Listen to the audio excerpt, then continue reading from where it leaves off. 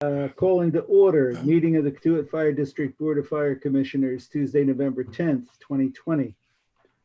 Present, Commissioner Pisano. Commissioner Conley. Commissioner Zace. Chief Rude. Very good. I have no notification of anyone else recording us. We begin with public comment.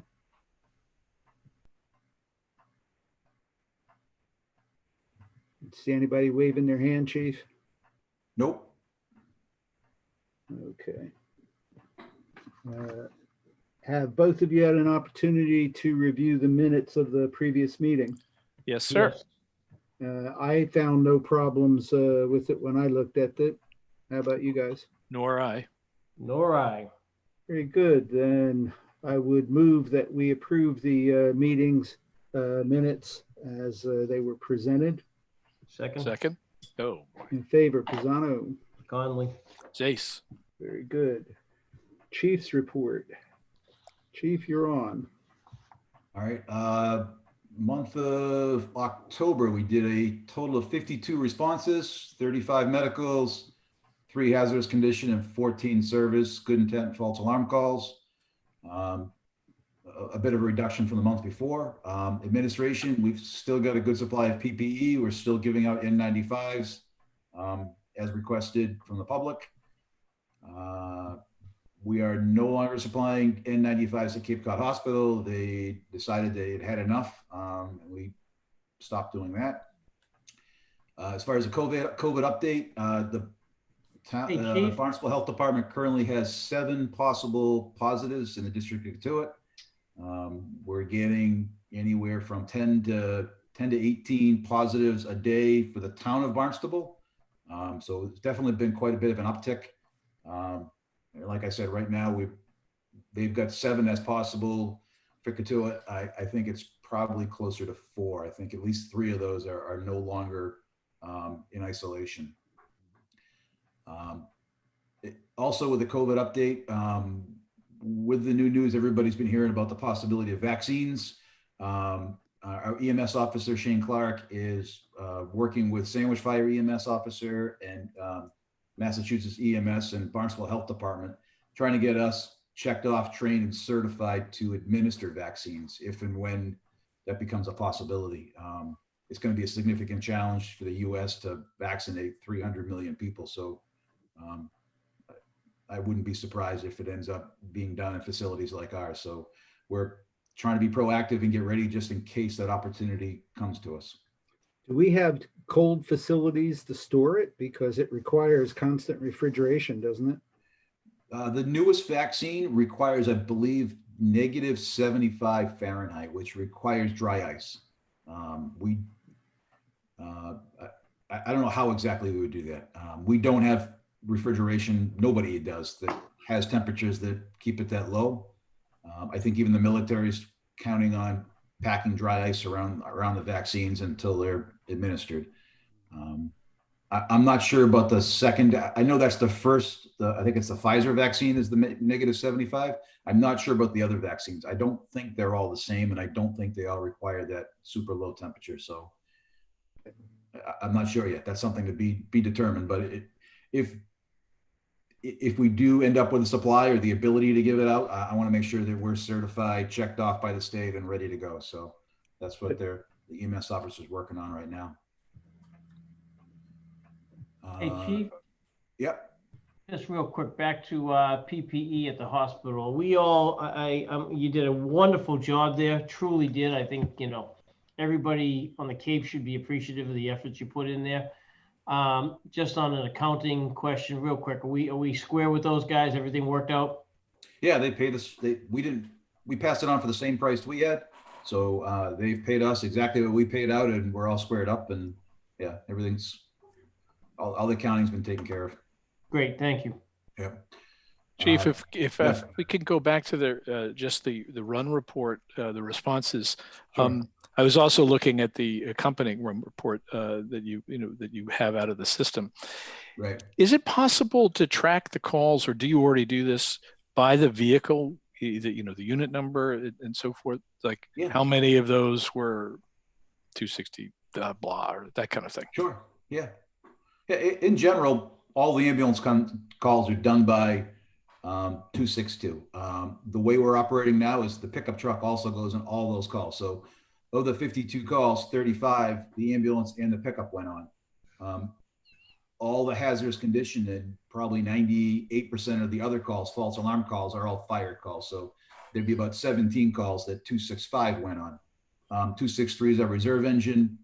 It hasn't rolled on a call in a while. It's just backup in case the other one goes down. So, but yeah, we can create reports with which vehicles, response times per incident, per type of incident.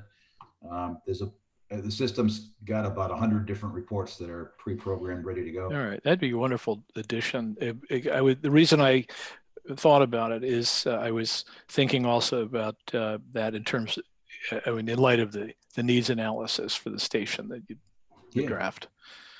So I began thinking about, the number of runs by vehicle. Sure. Yeah, I can get that.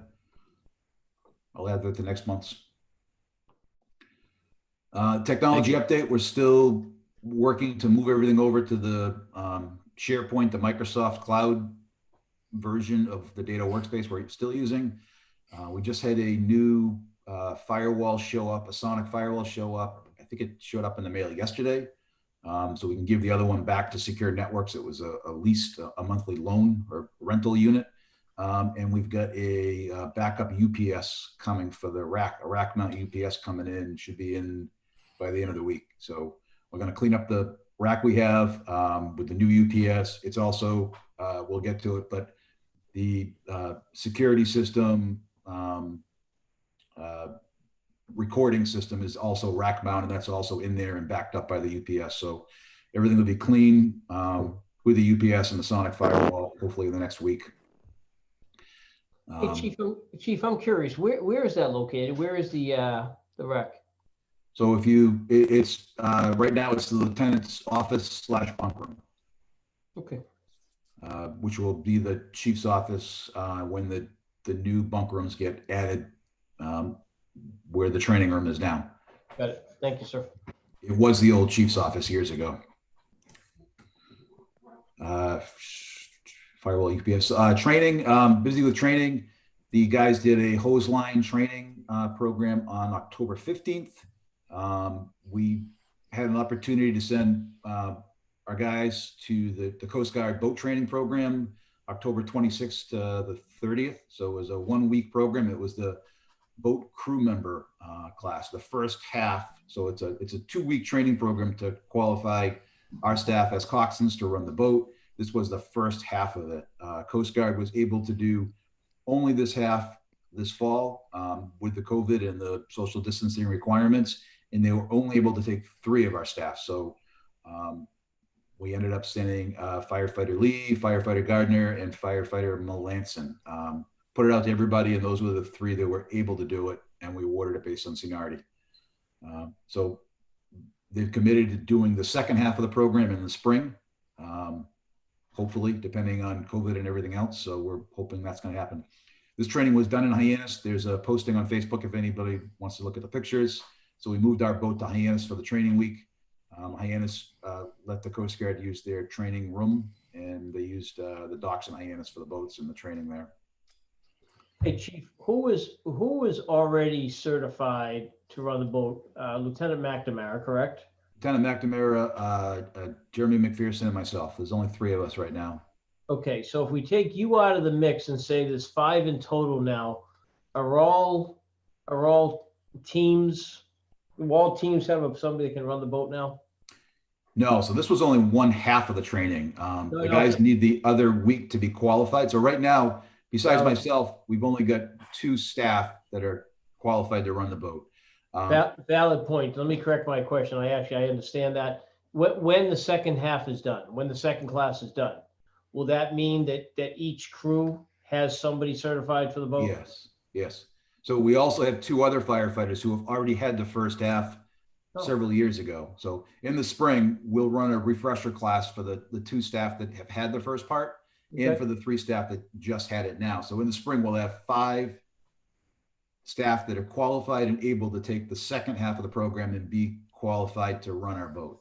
Excellent. Obviously, that'll depend on funding from us and availability of spots with the Coast Guard. Got it. What are the funding requirements, if known? It comes down to, we talked about this last year. Last year we had a lot of IODs and our funding was severely limited. And we talked about the need and how much it was going to cost. It's generally a 2-week training program. So it's 30 hours, about 60 hours of overtime per person that we train. So 60 hours times, 60, it's about a little over $3,500 per person. Okay, thanks, Chief. We qualify around that. Coast Guard doesn't charge anything to run that though, right? No, they do it free. They volunteer their time. They've been absolutely wonderful to work with. I have sent some emails off to them, thank them for their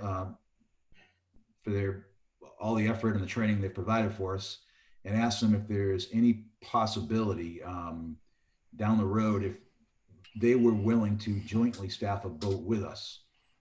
Years ago, the Coast Guard had a staffed boat in Osterville. They had a Coast Guard station there. I haven't in many, many, many years. It's midway between the stations.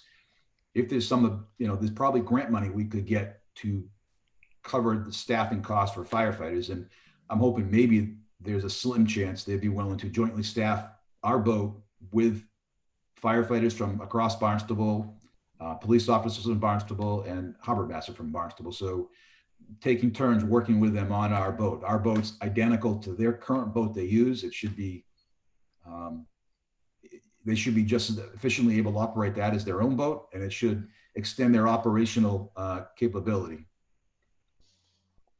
So I got to admit somebody else here.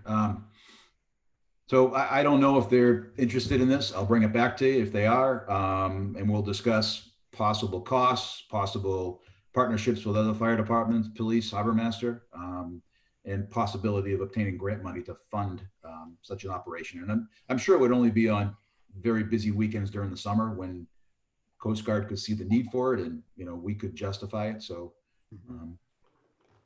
chances aren't great, but there is a chance something like this could work out. Cool. Okay, thanks. Other training, we've got Scott tank training scheduled. I believe it's for the 19th. So I think it's next Thursday. Yep. So what this training is, it's a obstacle course. So it's very similar to the state firefighter agility test. So our guys are going to get geared up in our regular turnout gear with a tank. And they're going to have them go through obstacles where they'll have a sledgehammer and they'll hit a tire simulating opening a roof, have a pike pole and hit an overhead object simulating pulling a ceiling down, pulling a dummy, pulling a hose, and they'll go through a course until their air alert goes off. And then they'll continue to run through the course with their tank on until they fully run out of air. And the purpose of it is to increase familiarization with our tanks and to get more familiar with the new tanks. So our new tanks also have air alerts that go off at the third volume, but now our volume changed. So they're going to have more operation time with the air tank after the alert goes off. So it's getting them used to this new timing system, this new system. So, and we'll be keeping track, and it'll be probably a little bit of a competitive thing. Where will that be held, Chief? What's that? Where will that be held? It'll be next door at the At 56 High Street? 56 High Street again. So I'm sure the younger guys are going to win, but I'm going to try to give them a run for their money. So that's coming up next week. Pro EMS report was attached. Personnel, we had, what's that? Excuse me. On the Pro EMS report, just a quick question. It's a little, Sure. little bit of an anomaly. I think I saw. So,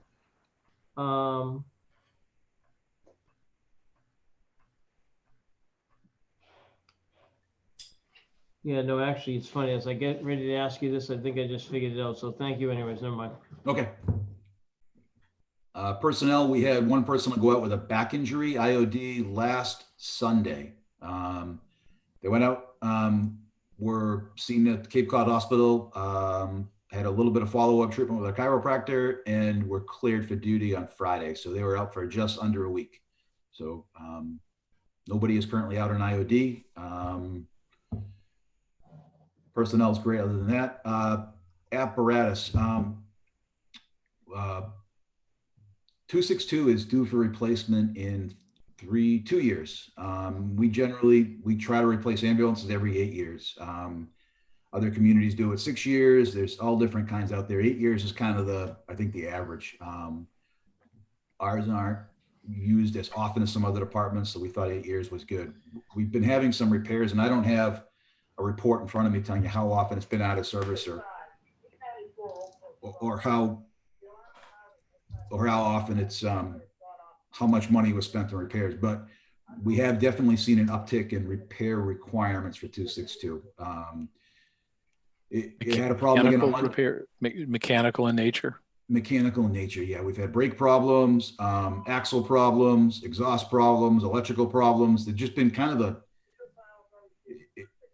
it's just starting to be less reliable in general. So I'll get you more information on exactly, more specifically, how we quantify that.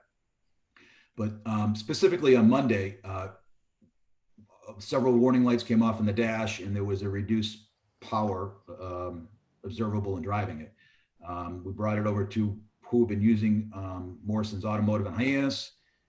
He pulled the codes on it and said he thought it was electrical in nature and it was beyond his capacity. It had to go to an international dealer. The closest international dealer is Wareham. We brought it to them Monday morning. They ran the diagnostic on it, said it's got multiple codes to do with the emissions, exhaust, filtering system, and they were going to have to rip it apart. And that if we continue to drive it, it could do significant damage and cost us a lot of money.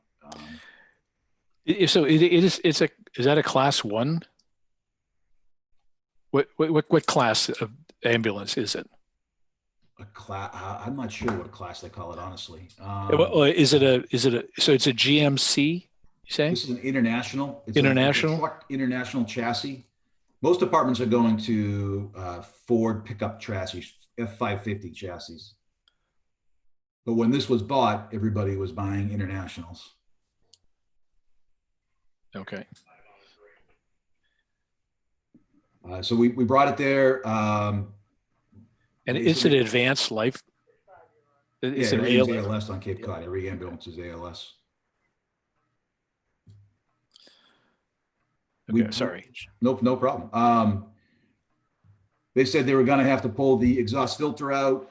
That was at a minimum going to have to get sent off for rebuilding, which takes several days, cost $500.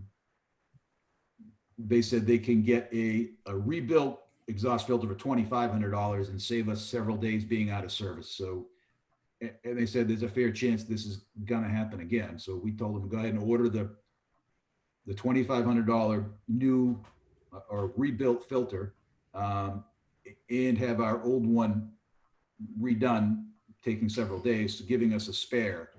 We can't let our ambulance be out of service for several days. They said the best they could do was get this into the shop the next day, which was today, and they did get it in there and start working on it today. But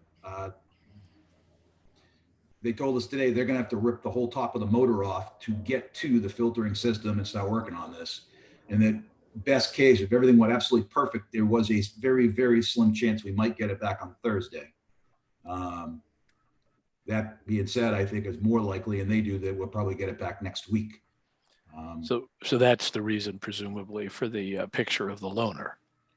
Yeah. So we had a couple of calls over the 24 hours it was out of service. There was some confusion as to who comes mutual aid, and we needed to solve this problem. And going a week without an ambulance is a bad option.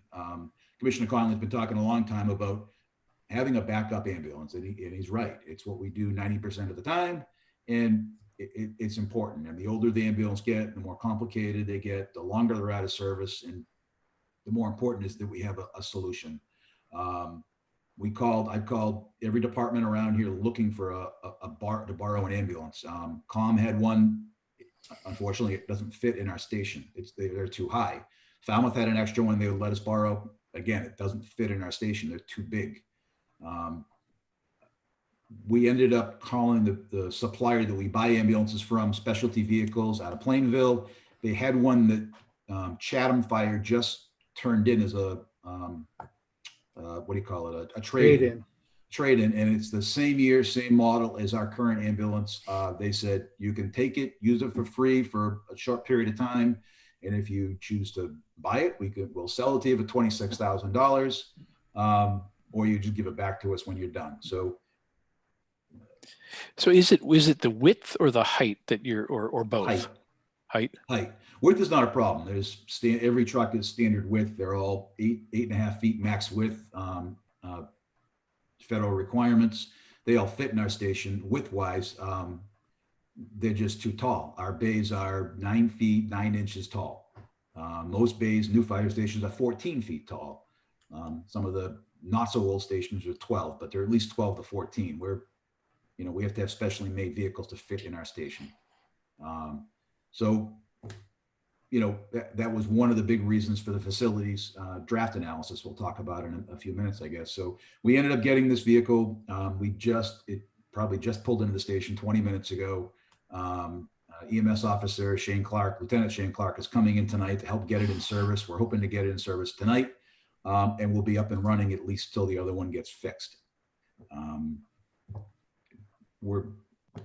I think we need to think about a solution. To a backup solution. As this gets broken more often, we were lucky this time to find one off Cape that fit, but we need to talk about whether it makes sense to either buy this one, maybe when this one gets replaced, to keep the old one. A better solution is to have a shared resource we share with another town, which we've talked to Sandwich about and Calm about. People are willing to talk about that, but right now the ambulances they get have a hard time. They won't fit in what we have. So that makes it hard to share a resource when the common resource out there doesn't fit. So is it a requirement, Chief, to have advanced life support in the ambulances, or is it a choice? No, it's a choice. Pretty much everybody in North America has it. Nantucket didn't have it up until 2 years ago. They were like one of the only ones in the country that didn't have it. It's a standard. I take that point.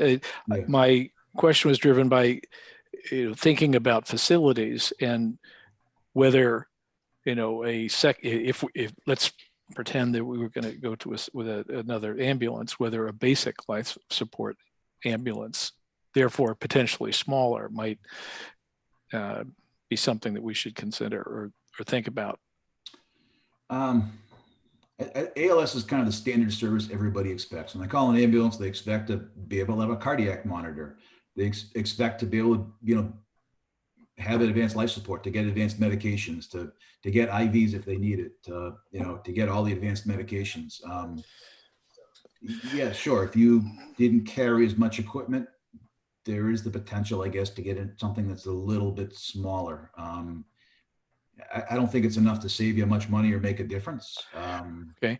Well, that go back to my question then. It would be great to know whether the runs that are fulfilled by 262 or the loaner require what happened? Did they require advanced life support? Sure. About I don't know the numbers in front of me, but I bet you about 80+% of our calls require advanced life support. A very small amount of calls, so that answers that. Sprains. There are a small amount of calls that are treated at the basic life support level, but the vast majority, require advanced life support. That's just what the standard is now. But I don't care about. I was asking about what actually happened as opposed to what is standard. Sure. Yeah. No, actually, most patients get advanced life support. They get a 12-lead EKG, they get an IV, they get bloods drawn, they get, many of them get medication administered, they get their blood glucose checked, they get advanced treatments. Okay, well, so to be continued. Yeah, we should be in business with an ambulance in service. By tomorrow morning at the latest. The ambulance doesn't have radios in it, so they're trying to figure out. I'm pretty sure they can use some cell phones for contacting the hospital overnight. But worst case, it'll be back in service by tomorrow morning, and we'll be back up and running until our ambulance gets fixed. Which I wouldn't be surprised if it's not fixed till next week. And then we'll continue the discussion on, I would like to continue the discussion on what makes sense for a solution going forward. Whether we can find a borrowed resource that fits or a shared resource, or whether, buying this $26,000 spare older ambulance makes sense, or what makes sense down the road. Chief, to that point, where just if tomorrow wand was waved and we had a second ambulance and it was that one that we just brought in, we have room down below to put it. Where would we put it? Yeah, we can put it down below or up top, where something's staying outside though. So the pickup truck no longer stays in the fire station. Something has to go out to fit that in. Right, but the engines can't go outside, the ambulances can't go outside, so and I'm just really asking, there would be room down below, that would mean the pickup truck would come out. We could pick, we're pretty packed in. The pickup truck would have to come out and we could fit it in, yes. Okay, If we were to do that, when the boat gets pulled, it would also have to remain outside, wouldn't it? Yes, it would have to remain outside as well. But not the motors, right? The motors remain outside too, yes. Oh, do they? Okay. Yeah, they're not coming off the boat. That's a huge job. So we would have to winterize the motors. We really don't need to shrink wrap the boat. It's not required. And honestly, this year we don't have a lot of work to do to it over the winter. We have to have it inside to do it. So we could leave it outside. That's certainly an option.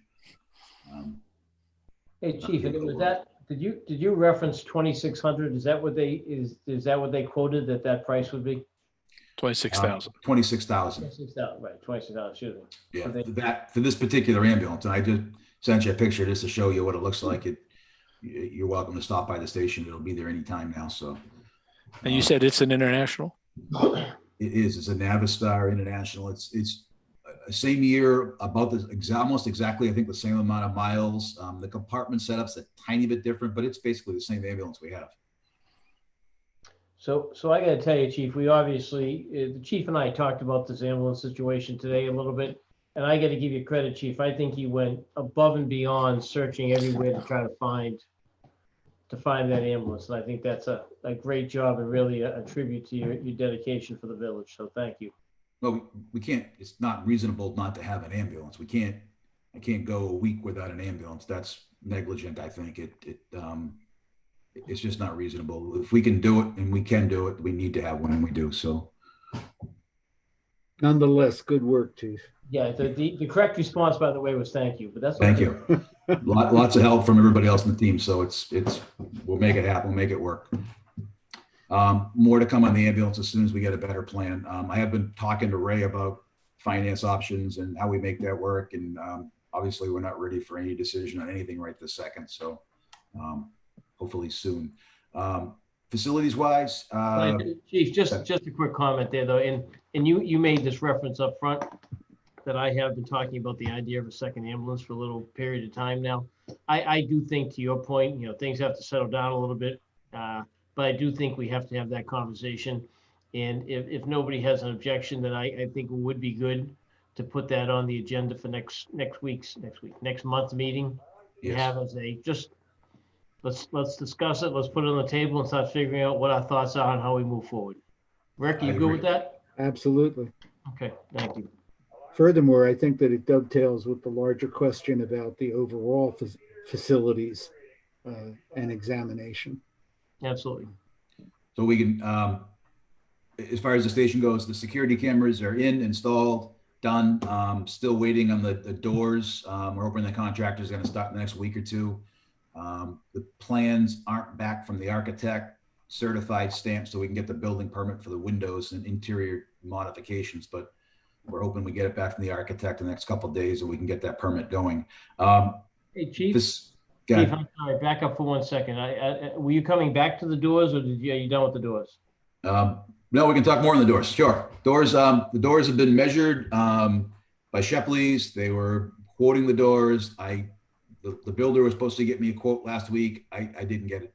I'm hoping I'm going to get it this week and we can get the doors going. But we've had a hard time getting builders that are insured, qualified, able to do the work in there to get it done. Everybody's doing construction, and Yeah, everybody's having trouble following through on timelines. So, But I thought Shepley's is on contract, so we can use them, correct? no, they're not on a state contract. This is going to be below the threshold requiring anybody to be on a state contract. So we're good there for just the door part of the project. Okay. The builder that puts them in has to be insured to do work on district property. Yeah. We've contacted several people trying to get quotes, and many of them never follow through. Some of them show up and have no insurance. We just had a hell of a time trying to get this small work done. Okay. And the office petitions can't get it done to a building permit, but to get a building permit, the building department's required certified stamp plans from an architect. Right, but specifically the exterior doors do not need a building permit by any Nope. means. They don't. Right. No. So let me do this, and we can probably take this offline. I'm just gonna offer, and if you will talk, maybe we'll talk catch up tomorrow. And if you'd like, I'd be more than happy to start making some more calls, try to help you guys out. Let me know what I can do there. So we'll talk tomorrow on it, okay? Thank you. That'd be great. And they're separate. So doors and interior offices and petitions with the building permit, we're treating as separate. So we can have one person, one job is to replace exterior doors, fix the interior doors that aren't working properly. And then the second part is a building permit with the 2 new office spaces inside. So the cameras, These doors come through with all new locks as part of the, all the exterior doors are going to have new locks. Yeah, the old Right. locks are intermittent at best. They're just not functional anymore. Right. The security cameras, we ended up getting the Valley Communications, the one that did the water department, COM. We got them to drop their price $2,000. They changed one of the cameras to a little lower resolution, but did the same job. And they installed it. So the cameras are installed, the hard drives installed. It's currently up and recording right now. We're waiting for their tech guy to come give us a class on how we monitor the system and to turn COM on so the COM dispatch can monitor them as well. So, but they're up and running and recording right now. Hey, Chief, when he comes in to do that class, Yes. I would love the opportunity to sit on that class if Sure. that's a possibility. So just put that in the back of your mind and let me know. Yeah, I'm interested too. Okay. I will let both of you know when they come in for that class. Rick isn't we- interested. It would could we even a be Zoom able online to class, link I don't it know. online, Chief? It might be an online. Even if it's not, I can put it I would online. imagine it would be online. Yeah, that's not a problem. It probably will be, right? It's all tech stuff, all the hard stuff, all the hardware, physical stuff's been done. If both of you guys are going to be observing, Adam and Kevin, make sure when we know the date that we post it Right, as a so we'll meeting. post that. Yeah. Absolutely. Okay. So the, Although if it's a Zoom meeting or something, perhaps it could be recorded and but yes, we will do that. We will make sure that it's posted as a meeting. every meeting we post is recorded and available to the public. Facilities needs. So Commissioner Conley contacted me last month. We've had some discussions about the station and needs and where the conversation regarding the Katuitt School kind of intersects with everything. Commissioner Conley asked if it would be a help if he came and met with myself and the deputy, and we worked on coming up with something in writing. We've talked a lot about doors that don't fit fire trucks and the upgrades we're making and having them, not be a long-term solution for us, but getting us by for now. And what does that really mean? We need to have something that has some teeth and really states what the standard is, what we have, what we're missing, what we need, and a direction forward. So he suggested we come up with a facilities needs analysis. We look at our facility, every part of our operation, how the facility we have supports that, what the standards are, and what we're missing. And so that's what we did. He met with us. We sat down, talked about apparatus space. The NFPA standard is 8 feet between apparatus and the bay. Well, we sometimes have 5 to 6 feet. We don't have 8 feet anywhere. Some places we have far less than that. Some places you got to turn sideways to get between vehicles. NFPA has standards on where fire gear is stored, and that it should be environmentally isolated from the living quarters, which we don't have. We've got it in a room with an interior door that doesn't seal any kind of contaminants off from the living area. There are standards on decon areas. Our decon is our apparatus bay. We pull a vehicle out and we pull a garden hose out and we decontaminate in the apparatus bay. We're doing the best we can with what we have, and we're not saying we can't continue to operate where we are for as long as we have to. But we're not meeting the standards, and this ambulance issue really brought this to light. Having the inability to have a shared resource with a neighboring community because our facility doesn't meet the standard. So we came up with a draft document, which is on the cloud file. I don't know if you've had a chance to review.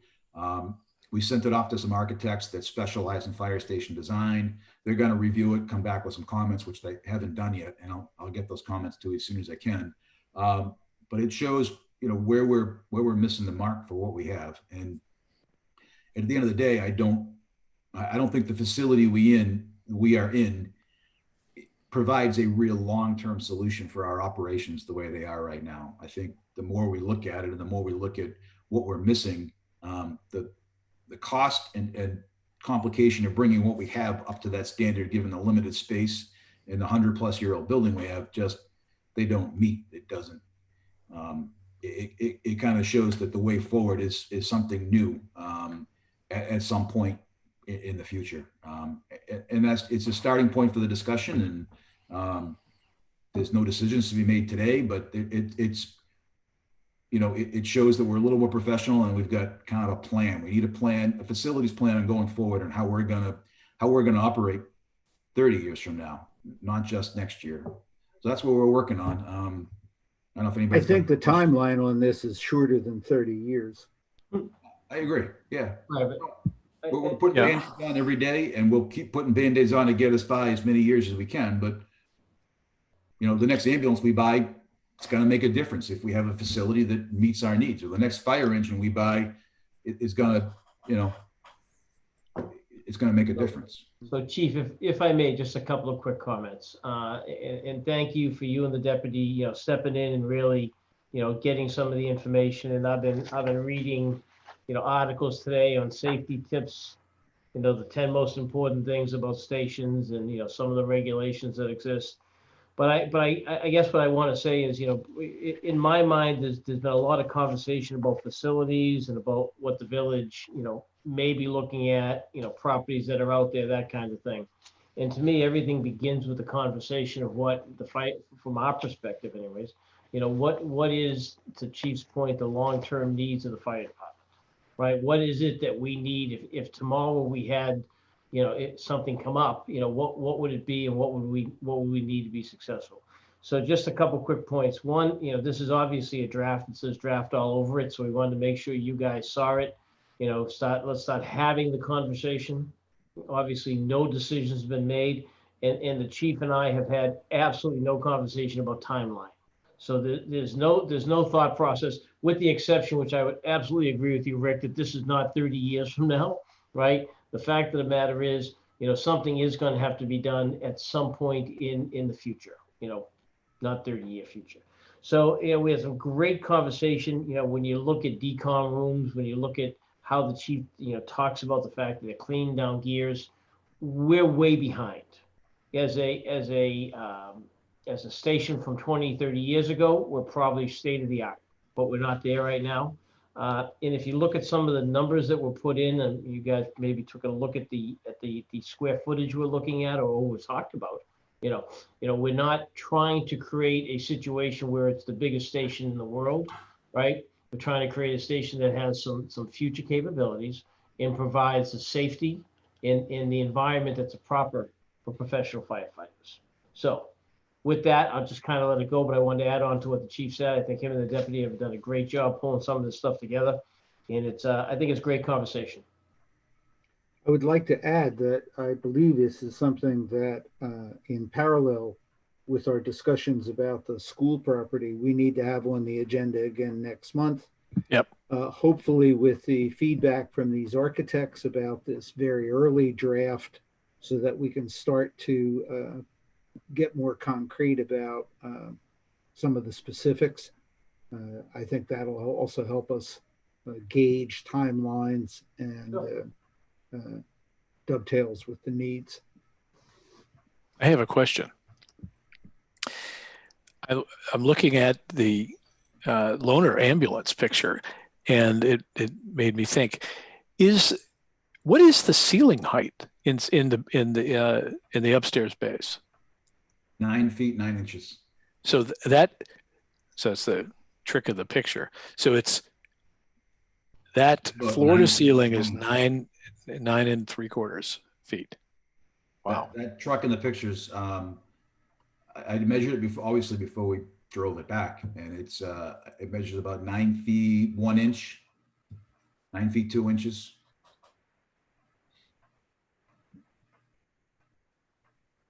Yeah. Okay. Wow. The picture makes you think it's cavernous in there. Well, I think it shows an apparatus door there, probably 14 feet too. So Yeah. it might look bigger when it's in our station than actually in that station. Yeah. All right. Okay. Yeah. No, I read this a number of times the past couple of days, and I think it's a good start. Thank you. Thank you for all the help, Commissioner Conley. Okay. We've covered in old business the security upgrades, the doors and the cameras. The next item is the elementary school property discussion. And as I think everybody is aware, this was on the agenda at the Prudential Committee's last meeting as well. They have taken a half step forward in terms of apparently agreeing to the idea of a special committee, but the committee was not exactly formed. I would certainly hope that that happens at this next Prudential meeting. The idea of representation to that committee is one of the things that I wanted us to discuss tonight. I know, Adam, you have expressed a lot of interest in it. I have an interest in it. Kevin, I don't know where you are with this. Very much so. But for practical purposes, we need to figure out a single representative. But I would like in the larger context to frame this, that given our own needs assessment, facilities analysis, equipment analysis, that's going to be on both next month's agenda, and I really foresee it being on the agenda as a larger discussion on every meeting going forward for some time, that perhaps we can follow some of the division of interest that's already played out. I would ask you, Kevin, if you would kind of take on that role in a more official capacity of spearheading the activity around the facilities and apparatus discussions and bringing them back regularly to the committee, the whole board, and ask Adam to take on a similar role with the committee for the school property. What are your thoughts about Yeah, that? no, I think that's a great division of labor. Kevin has, I think, worked really well with the chief in coming up with this, and a lot of the thought that's gone into it is shows it's not just anyway. So I like that. And I thought, Chief, when we were at the school together a couple of weeks ago, or a couple of Fridays ago, it was just I think there was a lot of excitement. Let's pump the brakes a little bit, but there's an awful lot of good thoughts that were captured, and I think it would be something I'm super interested in. Kevin? So Rick, absolutely. I'm happy to continue moving forward with the department specific requirements. So absolutely we'll do that. We'll pull that together and make sure that moves forward. With regards to the school, I think when I say the school, let's talk about the property itself. I think that property is a phenomenal resource for the village of Katuitt, and I'll say it like that because there's probably a lot of different things that can go forward. But I do think there has to be some very careful deliberation and careful consideration. I do think whoever, and originally I had thought that all three members of this group should be part of that conversation, as the fire department itself would play a significant role in any conversation. I think it would become too unwieldy with too many people though. So I do agree that it's probably a one-person position. And I do think it is going to be an extremely time-consuming position, right? I Yes. do think that there's going to be, excuse me, to your point on reporting back, I do think there's going to be, meetings that take place, as part of that committee itself. I think there's going to have to be meetings that take place where whoever comes back and preps the committee. So there is going to have to be a significant investment of time and commitment of time to do this thing right. So, that being said, I'm good with handling what I'm going to handle. I'm not in a retired position right now. So I think, the school position is going to be, again, very time consuming. So if Adam's good with the amount of investment that's going to have to be done, I can absolutely support that. But I do think we should all go in with eyes wide open as to the amount of work that's going to be involved in that conversation. Agreed. Yep. That said, I agree. And while we're taking, we're waiting for some of these sort of decisions to still be made. The concept is, that we would each commission would have someone represented on the committee, and we would choose someone from the community, and then the civic association would have a membership, and then there would be at 7, and then we would, as a group of 7, choose two other folks from the village and the district. I do want to point out something that you said, or echo something you said, Kevin, is that it's not just a district thing.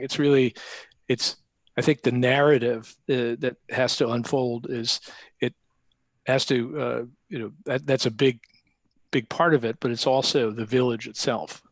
So it's a larger community effort that needs to be undertaken here, and it certainly will take some time, and I'm willing to make that commitment. Good. The other representatives and non-commission representatives to this committee that Prudential discussed is really within the province of the Prudential Committee to appoint. And I know that they had solicited some names. Jackie Barton has already expressed her interest and is very familiar with the workings of the various commissions. I'm not sure who else all the names are. Any nominees should be forwarded to the Prudential Committee for them to consider. As I said, I'm hoping that at their next meeting, this committee is formally named and enrolled and gets busy.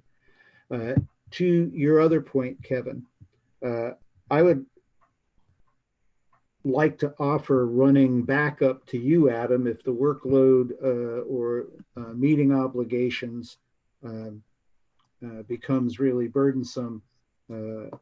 I'd be happy to serve as an alternate from time to time as needed. But I also would like our committee to consider more frequent meetings to report back. I had originally thought about saying at this moment, oh, let's think about meeting every other week. That may be too often, but I would urge the two of you in your work on these particular assignments to feel free to get back to me to schedule more frequent meetings as needed. I want all three of us to be fully apprised and current on this. These meetings, these supplemental meetings, don't have to be long drawn out affairs. We can set them up with just the 1 or 2 agenda items of reporting in on the status of these things and leave our larger volume of regular work to a monthly schedule. Yeah, I felt the same, that it feels like the month cadence it feels lengthy in between times to get together, and it does feel to me that there's some acceleration in topics that need to be handled with I don't know, maybe it's in my business experience, putting out, let's say, every 2 weeks. It doesn't mean that every 2 weeks has, like you said, has to be a big, long, drawn-out affair. And it's always possible to have it be very, very concise and short. So I support that. I do think that we need to meet more than less. Good. Yeah, I would agree that I think probably at least for a period of time, right? Just like we ran, or the chief ran the meetings for the village at the beginning of COVID, right? Maybe it's a bad analogy, but the fact of the matter is, I would for a period of time suggest that we do go to, once the committee's established and they start doing their thing, we do go to a meeting, maybe in between our meetings. So it would be every 2 weeks. Then would be also able to do it at our meetings.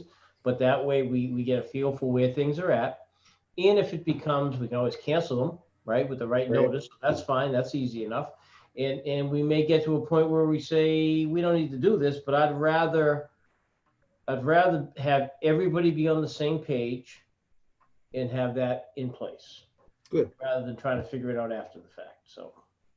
Good. I don't think it requires any motion, but Chief, this will become perhaps a precedent for alternate week scheduling, and we can work out the details on the fly.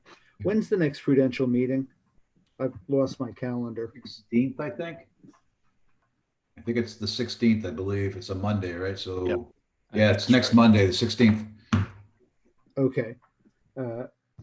Assuming that they get this committee empowered and staffed, we would certainly look for a meeting after that, a week out after that, 8 days later, to hopefully find out about the initial constitution of the meeting and anything that goes on the table. Okay, I'm good with all of that. If there is nothing else on the open agenda, I would like us to proceed to executive session. Rick, it's Carol Zace, 86 Putnam Avenue. Hi, Carol. Can I just ask a quick question about the facility needs analysis as it related to the space needs analysis? Is that being reviewed? Because there was a whole huge drawing done twice of a new firehouse. So I'm just wondering where that document lands in relation to what Commissioner Conley and Chief Rood are doing. Thank you. Whatever. Right, we have those documents. They would certainly be considered. The design that was considered for that did not really address all of the bay needs of a new building. The largest change was in office space, but that we would certainly be looking back at those and drawing anything we can out of it. Clearly, we're not in a position to be looking at the school property as a potential site. I think it's in the back of everybody's mind as a potential possibility, but we need to maintain a close liaison with the Water Commission about that, because they are going to have a lot of input in that. I don't know what the practicalities are of a major facilities redesign on our current footprint. But all those things are on the table and open for discussion. I hope that's responsive to your query. No, thank you very much. Sure. Okay, then. I will move that we end the open portion of the meeting and proceed to executive session under purpose 2 to conduct strategy sessions in preparation for negotiation with non-union personnel, specifically contract negotiations with the chief. Do I have a second? Second. In favor, Pisano, Conley. Zace. and we do not expect to return to open session. Chief, if you can close the open portion of the meeting, we will proceed as soon as we are set up. Okay. That iPhone has an interesting picture, huh?